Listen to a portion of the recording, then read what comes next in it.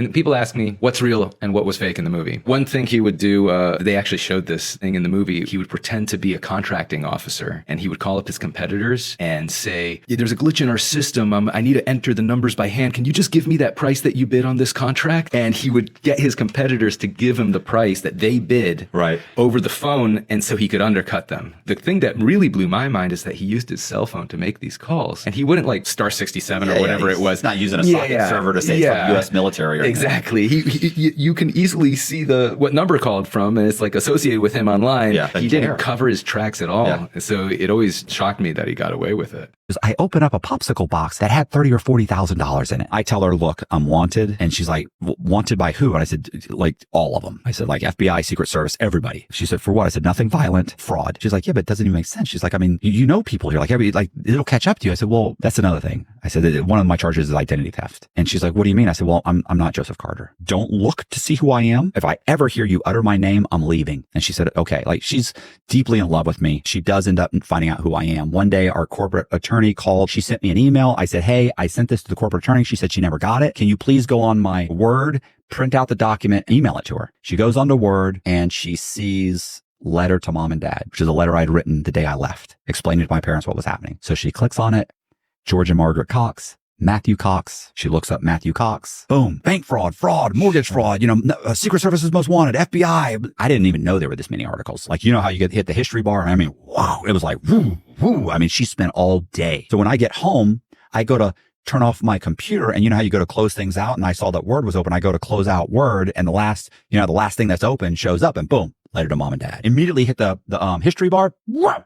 I thought, oh my God. What has she done? I go in and I'm like, what did you do? She's like, nothing. I got Outback. I'm like, no, not dinner. Boom. Immediately starts crying. Oh my God. She begs me to stay. I stayed. Now she's searching me constantly. Amanda ends up telling a friend of ours who I am. She contacted the Secret Service. Secret Service watched the house for a few days. Boom. They pull up, get on the ground. And that's it. I was arrested. I looked through that peephole.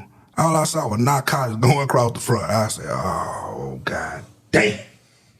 Mind you, we're in the upstairs apartment, so I tiptoe. So I'm now tiptoeing to the back, like, oh, shit. Because I don't want them to hear me just running, So I tiptoe my way to the back.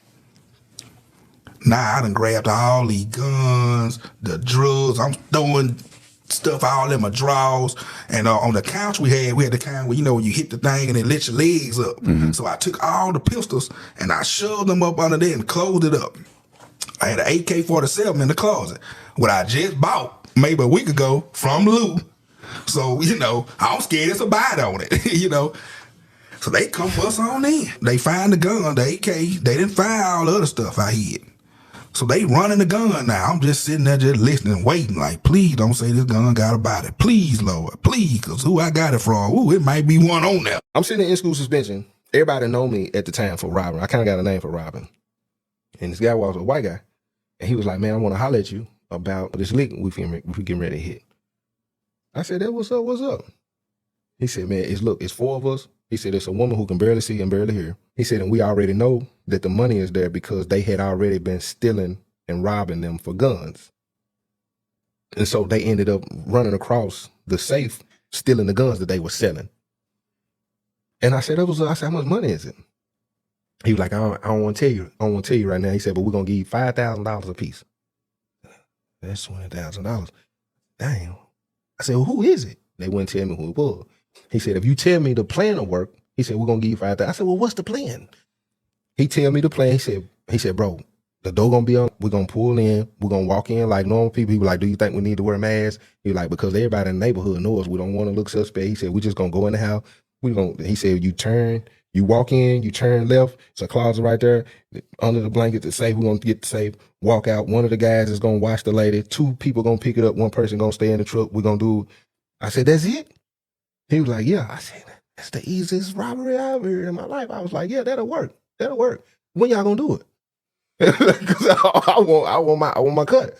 So he was like, we're going to do it. He was like, I'm going to call you. I'll let you know. He was like, you sure that'll work? I was like, yeah, just let me know when y'all do it. But I had been telling my homeboys about it as far as how they told me, but I don't know where it's at.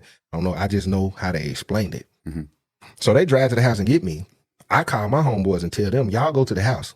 Because my plan initially was y'all rob us when we get back with the safe. Right. So as they pick me up, they don't know I got a gun. We drive to the house. When we get to the house, this house is 5-6 minutes from where I live. Nice neighborhood. We literally backed in the driveway. And I was like, I've been robbing the wrong way. Like, this is crazy. They backed in, no mask, no gloves, no nothing. They stepped out of the car and I was like, they were like, come on. I'm like, this is crazy. So I got out. I walk in the house with them. Nice house. I'm talking about Corvette. They got all kind of stuff. We walk in, door unlocked. Guy went over, closed the door up on the lady. She watching Younger Than Restless. We turned right there, boom, open the door, safe. Move the blankets. I was like, just that easy? So we been down. At that point, my mind racing. Like, how do I gotta, like, what? We been down to pick the safe up and I said it was too heavy. I said, put it down. I said, it's too heavy. I said, we can't get that. It's too heavy. Y'all, you have to go get your brother. He was like, nah, boy, I'm telling you, we got it. I said, no. I said, we picked it up and drop it. She hear it, police doing it. We doing too. I said, just go get your brother. We'll come right back. He was like, all right. So we covered it back up, closed the door. As we walking out, I'm texting my homeboys. Don't do, when we pull up, y'all be over here at the basketball court. Let them pull off, pick me up. They were like, all right, cool. They drive me back to my mama's house. I get out. They pulled off. I waved them off. When they pulled off, my homeboys pulled up in a truck. Before they even stopped, I jumped in the back of the truck, put my hand on the window, opened the window. He was like, where we going? I said, turn his way. I said, when we get there, me and you, we're going to pick up the safe. You go in, you watch this woman. She going to be over at this door. You sit in the truck. And as I'm driving, I'm explaining all this. We drive the back end the same way they did. That they were comfortable, we comfortable. We good. we we back in this driveway, get out, walk in, same plan. But this time, my little cousin, he see the keys. They had I don't think it was a Harley, it was some kind of motorcycle they had. He grabbed the keys. He was like, man, I said, no, that ain't what we here for. Put that down, leave that alone. We go, he watched the lady, we bend the corner, picked the safe up, put it in the truck, pulled off, put it in the house. I told them to drive back around to the basketball court. I sit there, waited a couple minutes. They called me. We finna come back. We finna pick you up. We got my brother. That what's up. Cool. I'm going back a third time. They called me. They were like, come outside. So I come out. I come running. Gun on me. I'm knowing ain't none of them got a gun. I get in the car. We drive down the street. Go back over there. They back in again. We go in the house. But what we forgot to do was close the door. The closet door where the safe was at. So we go in, the brother, he kind of cocky. He walk in, and he go over by the door, and then he turned the corner of the closet. He turned around, he was like, why would y'all left the closet door open? Like, what are y'all doing? But he walking closer.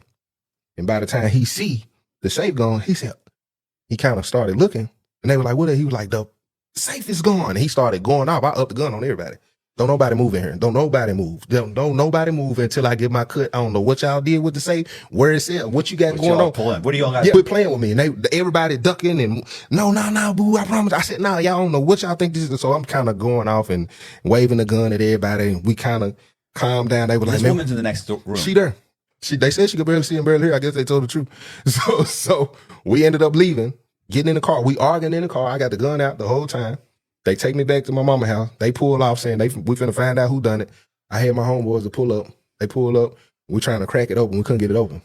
One of my homeboys was on probation. Well, he was my cousin was on probation, the one who owned the truck, with his daddy's truck. He had to go see his probation officer, and one of my other homeboy, he wanted to ride with him to the probation office. I said, that was so cool. So he leave, and there's only two of us. My brother upstairs, my daughter upstairs. We cracked the safe open, just enough for me to get my hand in it. And it was a little box. I unhooked the box, reach in the box just enough to grab a little bit. And I pulled out all $100 bills. I pulled out about $30,000, all hundreds. It scared me. I just dropped it. I just looked at the money. I looked at my cousin. We both was like, I think we both felt like we in trouble. More so than we rich. I think we were like, somebody come looking for this.